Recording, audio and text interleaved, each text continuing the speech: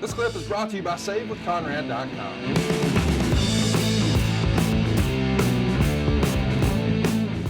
Next up, we've got Sting and Johnny B. Bad with a small package. Sting's going to get the win. 6 minutes and 11 seconds. And Meltzer even wrote that he loved Johnny B. Bad's ring entrance. The first 2 minutes featured one nice move after another, and it broke down from there. At one point, Sting whipped Bad into the ropes for the Stinger splash, and Bad fell down about 15 feet before he got to the corner. Finish saw a box brought out to ringside. Bad hit Sting with a shot to the ribs and then stared at the box. Then Sting got up and stared at the box. They both stood there like they didn't know what to do, trying to get the box over, but ruining any pretense that they cared about an actual wrestling match. Then Sting gave Bad a sloppy inside cradle for the pin. Cactus Jack comes out of the box, knocks over Teddy Long, blew by Johnny B, and attacks Sting, complete with an elbow off the middle rope onto Sting, who was on the floor. And then, of course, a double arm DDT before a few faces come out for the save. 1 star. It's a legendary story now in our podcast little land here that Bruce Pritchard said once in a meeting when they were pitching, hey, what should we do with Terry Funk now that he's coming into the WWF here in 97 or 98 or whatever? And allegedly Cornette said, have him come out of a box. Anyone who comes out of a box is instantly over. What do you think of this presentation of Mick Foley, Cactus Jack coming out of a box? Well, we could have done a run in or come out of the crowd or something like that just as easily. It wouldn't have been absurd. Eye rolling. This eye rolling, Conrad. It's eye rolling creative. And you got to get past that. And while you're getting past that, they're doing things in the ring or surroundings that you're not documenting with enough passion or enough, forethought. My problem with this match started with the finish. Yeah. Sting can't beat Johnny B. Bad with his finish. You kidding? So what's the reasoning for that? You go to the wrestling guys put these matches together. Tell me your reasoning for that. Well, their reasoning is going to be real simple because it's the only story they got to tell. Well, we want to take care of Johnny B. Bad. We think there's something there. There ain't nothing there. There's nothing there. He's a great guy. And he did have a good entrance, but if that's what you're hanging your hat on, good luck. So I didn't like the finish. I thought it was weak and uncreative, unmotivated, and it's easy to see that who the star of this match is going to be, Sting. So, and then they'll say, well, that might be too predictable, JR. Well, I'm predicting that the goddamn sun comes up tomorrow morning, and at least I hope it does. If it don't, I'm in deep trouble. So yeah, there's nothing wrong with that. So I don't know. I didn't like the finish of that match. I thought it was weak, uncreative, and lazy. How's that? Weak, uncreative, and lazy. Should never come out of the lips of a person involved in creative or production or whatever. We can't have that attitude. And maybe I'm wrong. I could be wrong as hell. People may say, oh, I thought that match was better than Meltzer thought it was. And that's your call. Well, I want to mention too, I think a lot of this creative is the brainchild of Dusty Rhodes. And Dusty Rhodes famously was a big advocate for Johnny B. Bad and for Oz. And he recently came back to the company after, he finished up with Vince at the Royal Rumble in 91. So after January, he's here. Did you feel a shift in creative when Dusty came back that now that he's back, we've got to, acquiesce to some of his different ideas? Well, you got to follow the booker, what the booker's direction is. He's calling the plays. Your football team must say, you're going to run the plays the quarterback calls or the right guard calls. More than likely the quarterback, being facetious. Yeah. So you just try to follow him and hope that he can create some magic and get this thing going. The key was we had to get some people hot. You can't get them hot, as I said earlier, all at once.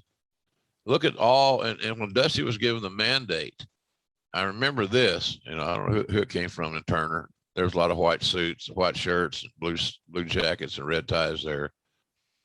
Their little uniform. It could have come from a variety of people. But then when Herd delivered the information to Dusty, this is not an option. This is what we have to do.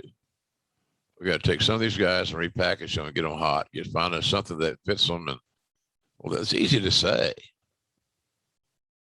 But when you got Ricky Morton's one of the greatest performers ever. He still cannot work most guys.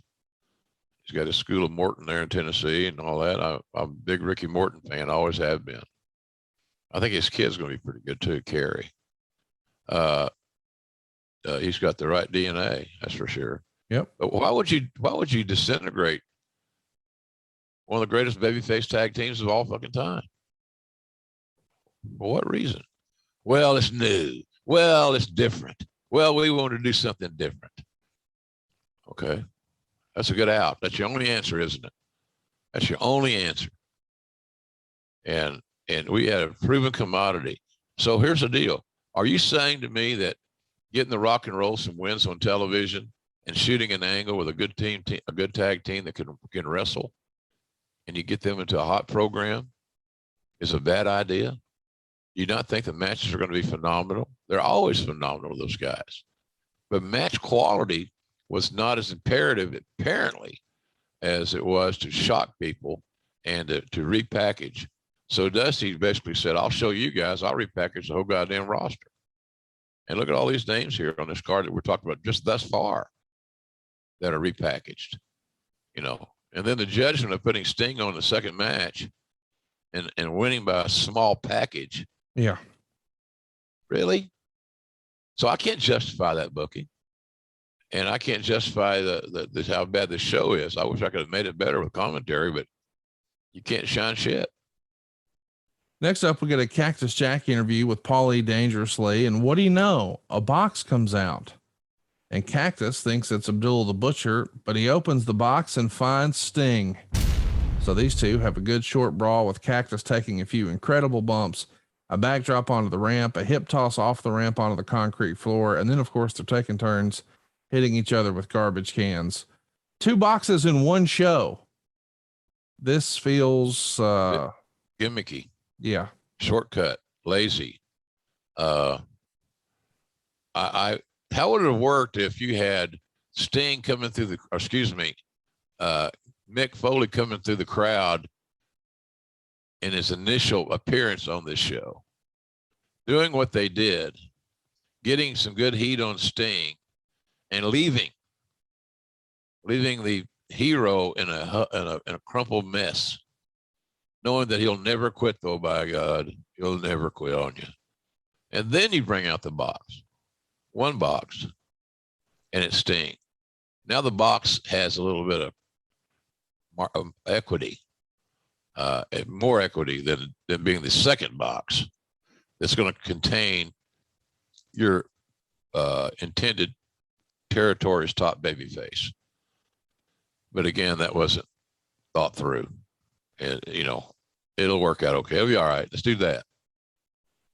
So that's kind of the general, there was a malaise around that place at that time.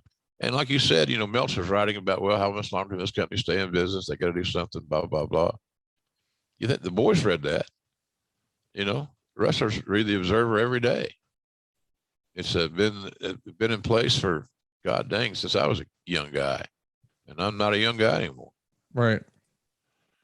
You had to agree with that, but I ain't. But anyway, I didn't get it, Connie. I didn't understand the logic.